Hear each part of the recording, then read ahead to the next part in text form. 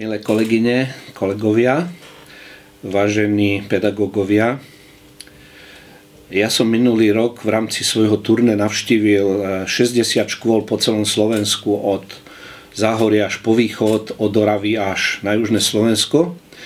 A stretol som sa s tisíckami vašich alebo našich detí a s stovkami učiteľov, riaditeľov škôl.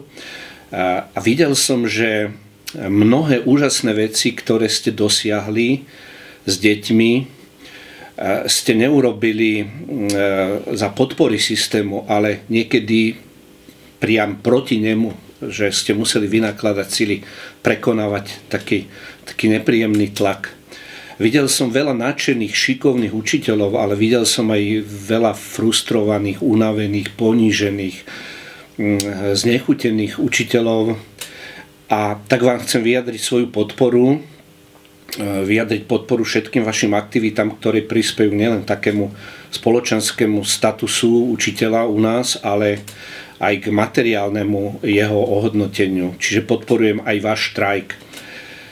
Ja som nedávno vydal knihu o Ľudovitovi Štúrovi a Ľudovit Štúr vás podporuje takýmito slovami, že učitelia sú skromne platení a tak ľudia, ktorí myslia, že si inde cestu prerazia, sa ani na učiteľstvo neoddávajú, istý súd z toho, že chatrnu dostanú odmenu. Oddávajú sa na učiteľstvo ľudia, ktorí k tomuto stavu zvláštnu náklonnosť cítia. Možno ten štúrovský slovosled je už trošku taký archaický, ale tá problematika žiaľ je stále aktuálna a bolavá, pretože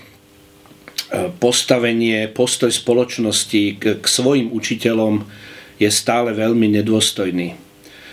A keď už teda citujem, tak ešte jedna taká ľudová múdrosť, že rozum si v apatieke nekúpiš.